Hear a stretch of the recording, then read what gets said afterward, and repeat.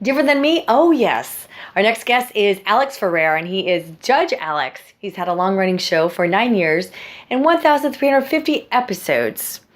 And he has 308,000 followers on Facebook, 55,000 followers on Twitter.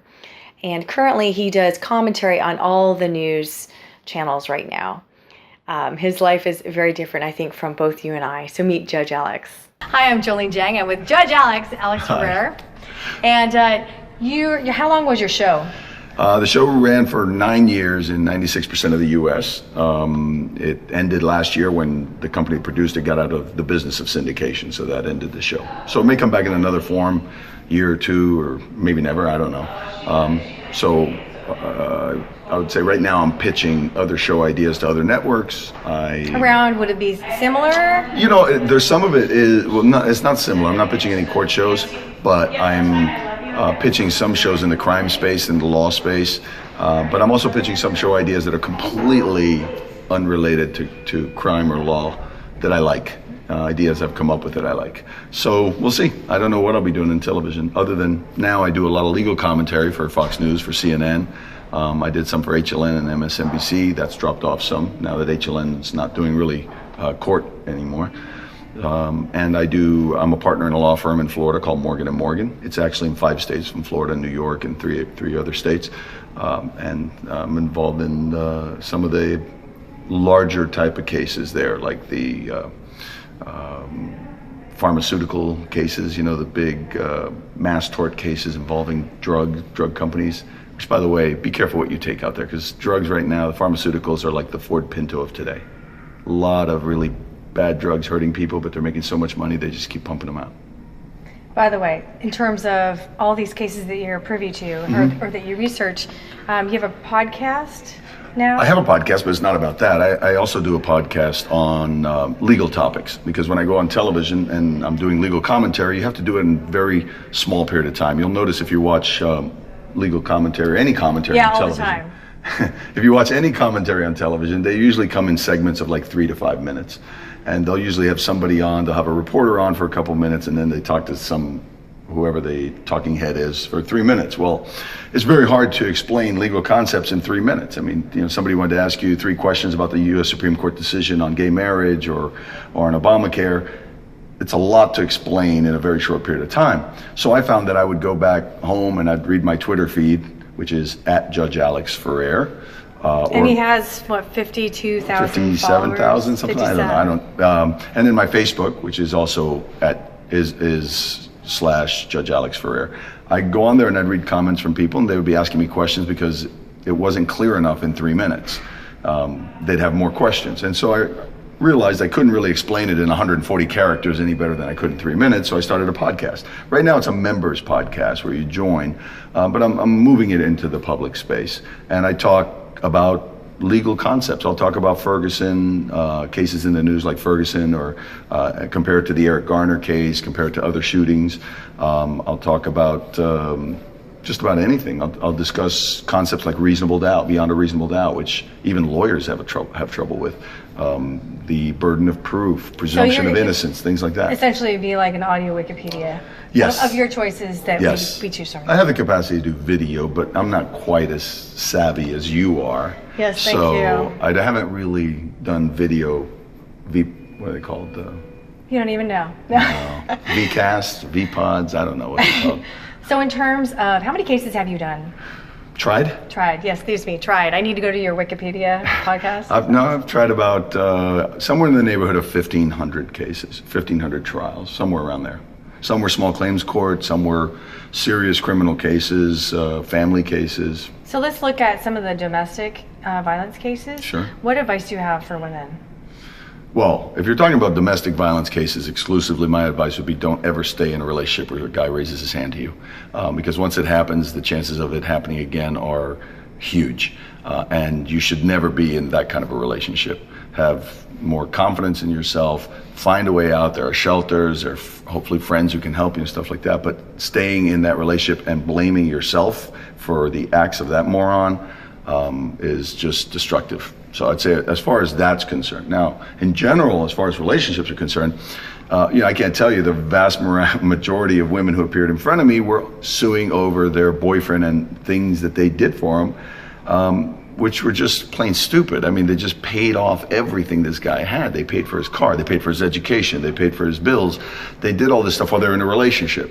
And then when the relationship ends, they want to come to court and say, oh, but that wasn't a gift, that was actually a loan. And it's very difficult to prove that when you have a relationship, because the presumption is going to be, you do things for me because we're in a relationship, or I do things for you because I'm in a relationship with you. You don't see guys very often coming to court and going, I bought her this jewelry, but that was a loan. I bought her this dress, but that was a loan. Nobody would believe it.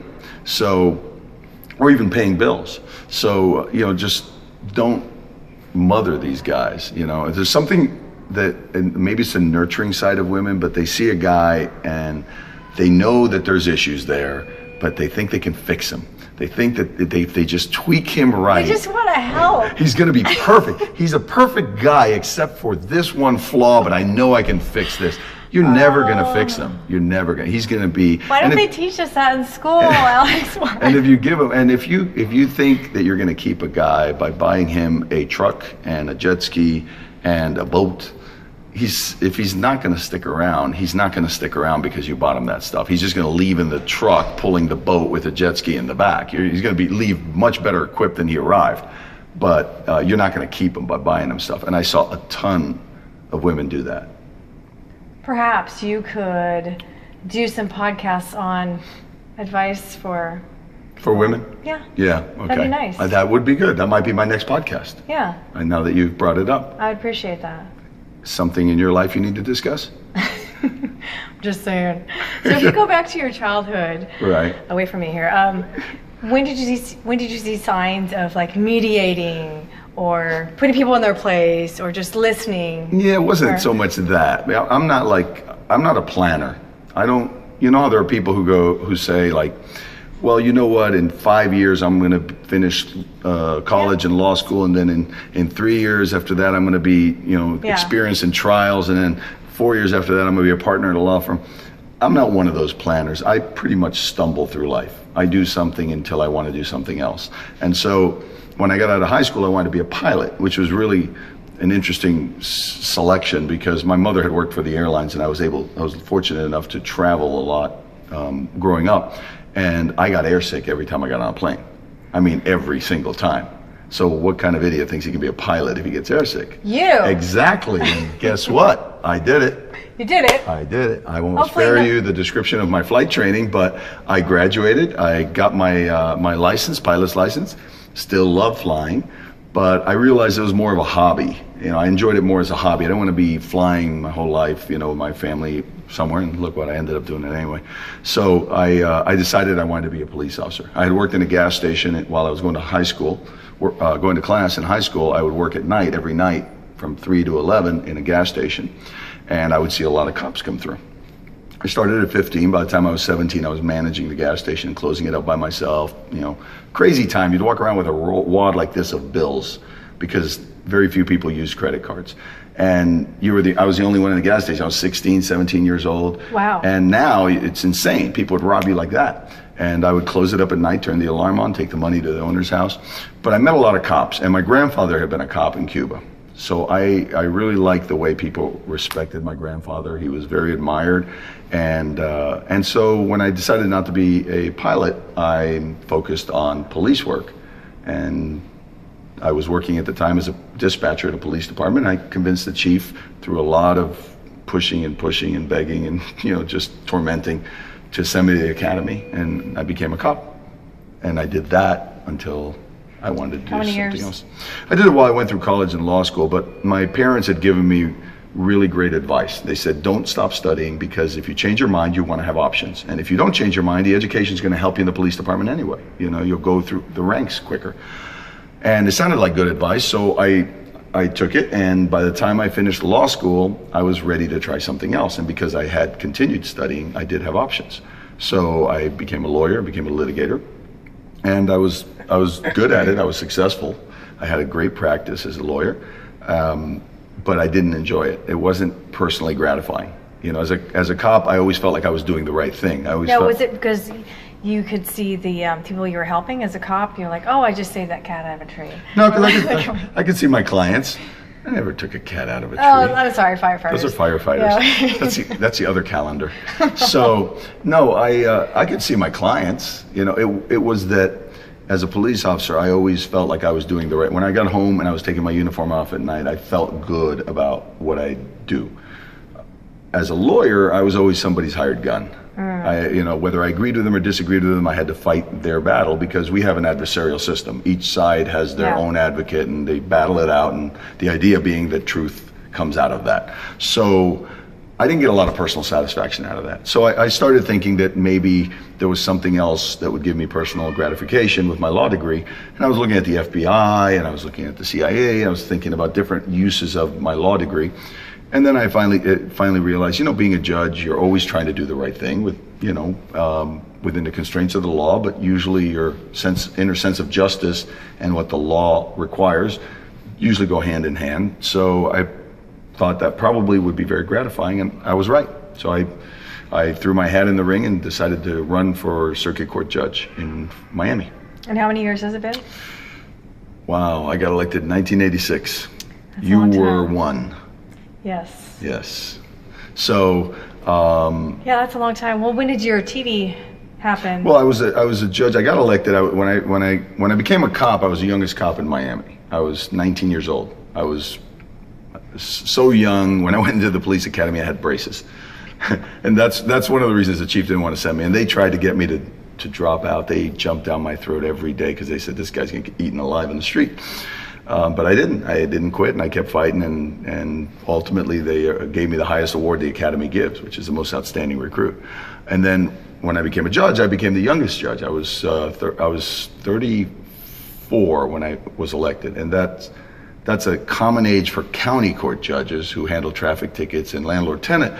But for circuit judges, I think the closest one in age to me was like 41. So I was the youngest judge for about 5 consecutive years until Marilyn Milian, the judge on the People's Court, who also was a Miami judge with me and is a personal friend, she was elevated from county court to circuit court. And so then she's 6 months younger than I am, so she took the mantle off my back, which I was glad to get rid of. And then after 10 years on the bench, I was about to go on the appeals court. There were 3 vacancies. The appeals court is like the elephant's graveyard. You know, judges go there to die. Nobody ever leaves once they get there because it's so like laid back. You don't have litigators in front of you. You don't have to pick a jury. You're looking at, it's kind of like, I compare it to the police officer and the detective. You know, the police officer handles everything as an emergency or on the moment. You know, it's happening now and they have to deal with it. Trial judges do the same thing. They're in the courtroom, there's an objection, you have to sustain it or overrule it. You got to deal with all the issues. The detectives are like the appellate judges. They come in after the fact, they gather all the evidence, they analyze it, they, you know, build a case, and appellate judges kind of do the same. They get the record, they review it for errors to see if a new trial is warranted. So this particular year, typically you get 1 vacancy every 2 or 3 years on the appeals bench. And there were 3 vacancies, 1 judge had died and 2 had retired. So I said, you know, if I'm gonna try out for it, now's a good time. There's 3 vacancies, put my name in, it's very competitive. Usually partners of law firms and other judges are the ones who apply. And I was fortunate enough that, you know, after the application went in and you get presented to a committee of 9 people who pepper you with questions, they make a recommendation to the governor. And at the end of it, out of the 60, I was the only one who got 9 yes votes. Everybody else had a split of like 7 yes, 2 no, 6 yes, 3 no. So it looked really good going into my interview with Governor Jeb Bush, who was the state governor. And I knew Jeb, I'd met him briefly, you know, when I was lobbying for the court system in Tallahassee. So I knew what he was like. I was, you know, people who handicap those kind of races called me and they said, look, you've got one of these seats, because he's very, very much in favor of promoting minorities and women. He did more for women on the bench and minorities on the bench in Florida than any governor ever will do. And of course, I was born in Cuba. He is very pro law enforcement, and I'm a former police officer. He can see what I'm like because I was on the bench for 10 years, because sometimes you put a robe on somebody and they become a totally different animal. They call it robitis. And so he could see that I don't behave that way. And I was the only one that got a unanimous recommendation. So it looked really good. And then out of left field, I got a call that, 20th Television was looking to do a TV show and they wanted me to be the judge. So it was a major fork in the road. And I had to really think that one through because I knew I was giving up an appellate seat. Likelihood I was giving up an appellate seat. So I talked about it with my family and we decided to go for it. And are you happy with their decision? Oh yeah, absolutely. We hit the ground running. In 2005, Judge Alex launched. And it was they compare the ratings at launch to see how high your rating is. And I was the highest rated launch since Dr. Phil in 2002. So in 3 years, nobody had launched with a higher rating than me. And I launched against Tyra Banks and Martha Stewart, who were both household names. And we were the 3 rookie shows. We were the 3 new shows, and I beat both of them. So I became the highest rated new daytime show in syndication, which I thought was kind of cool because, Martha was coming off of being a felon, and I thought the judge beat the felon. That's kind of justice. So anyway, so the show just was going strong. In fact, when it ended last year, my rating I think during sweeps was like a 1.6, which is a very good rating for daytime. It's a strong rating for daytime. So the show I'm sure would have kept going if they hadn't gotten out of the business. You were the youngest in all these areas. What are you going to be the youngest at next? What's your next Hopefully retiring. Oh, okay. Yeah. No, I wouldn't. Too late. Yeah, I wouldn't do that. I don't know. People always ask me what's next. I've got a lot of irons in the fire with a law firm, with legal commentary. I do mediation and arbitration. It's kind of funny because sometimes I'm mediating a case and the litigants come in and they're like, "Oh my God, it's Judge Alex," and they recognize me from TV, and it's kind of funny that all of a sudden I'm mediating their case. But I've got a lot of different things going on. I don't know what I just kind of take things the way they come. If something I get approached tomorrow with an idea to be in a shiny over here, whatever it is, and I'm open to a lot of ideas. So if somebody approaches me with a show idea I like, I'll do it. If I get asked to do a cameo on a scripted series. Oh, do you hear that? Yeah, I do. SNL or something like that. Something. Nah. So I see more like a LA, like a Law and Order.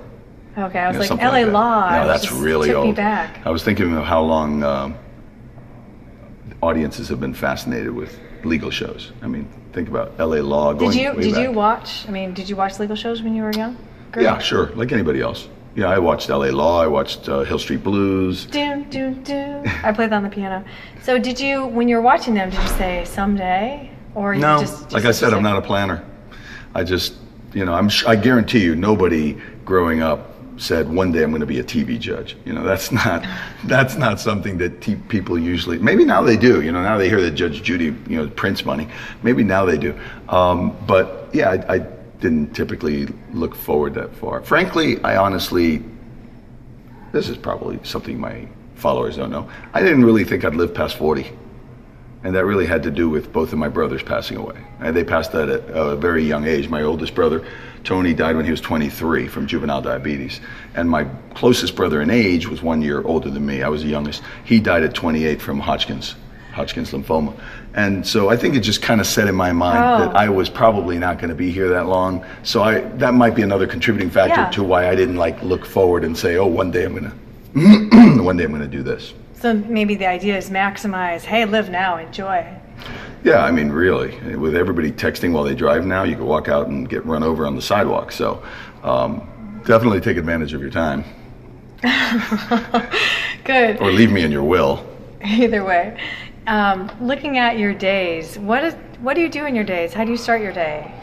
My days vary. It depends on, I fly to New York about every 2 weeks. I do a show on Fox News called Outnumbered. It's a great show. It's at 12 noon to 1 o'clock, 4 women on a couch, and every day they change the one guy. That's why he's outnumbered. But they change him every day. It's a different guy, and they've asked me to come back as much as I can. So every couple of weeks I go to New York, and or at least twice a month. They may not be what every type 2 of weeks. Topics? Everything. And it's one of the hardest things I've done because you don't know what the topics are going to be until about 2 hours before airtime, but 1 hour before airtime I have to leave to get to the studio and get in makeup and stuff. What if you know nothing about the topic whatsoever? I often don't know anything about the topic, so I have a very short period of time to research. I have a very short period of time to research the topics. Like, some of them, they'll have like a legal topic. Well, I have a handle on that. And then they'll have a political topic, and then they might have a pop culture, and then they might have something dealing with, foreign affairs and, foreign governments. And so there's a lot of reading and digesting in a short period of time and forming opinions about what they could possibly ask me. And then, go in there and do it. But they seem to like it because they keep asking me to come back. Interesting. So it's outnumbered, and which? It's Fox News, the Fox News cable channel at 12 noon, Monday through Friday. I'll be on it on July 31st, and then probably twice in August, and that continues. And then while I'm there, typically, if CNN will ask me to be on a 12 noon show, if I have another 12 noon free another day, with Ashley Banfield, I'll do her show. I'll do Fox and Friends, or Megyn Kelly may have a legal topic she wants me to deal with, or O'Reilly. It just varies. Sometimes it's Don Lemon on CNN at night, CNN Tonight, I think it's called. So just a lot of commentary when I'm in town in New York. Otherwise, I do it by satellite from Miami or wherever I happen to be.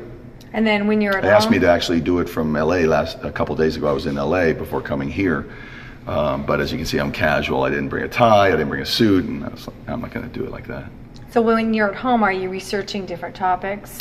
Or are you creating shows? Or? Well, when I'm at home, it depends. If I know that I'm going to be asked to comment on something, I will make an effort to follow that case or to see what's happening on that case.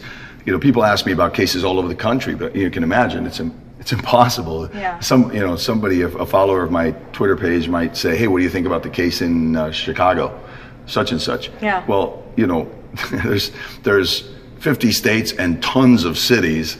I can't be on top of every case. Yeah. So but if it's a case like Holmes, the Aurora theater shooter, I'll follow it if I know I'm going to comment on it.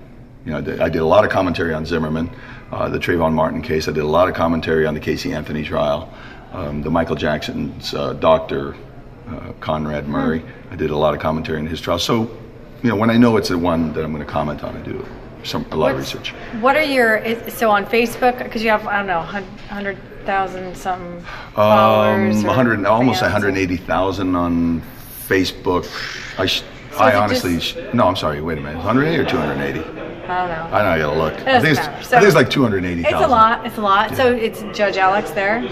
Yes. And do you have a website, or where do you find your podcast? Well, actually on that one, it's Judge Alex Ferrer, and it's 280,000, yeah. But on that one, it's facebook.com/Judge Alex Ferrer, and on Twitter, it's @JudgeAlexFerrer.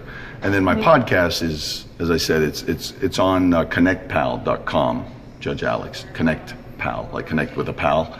But I'm probably going to be moving it into a public space. Get that branding going, yeah. All right, well, thanks for being with us. My pleasure.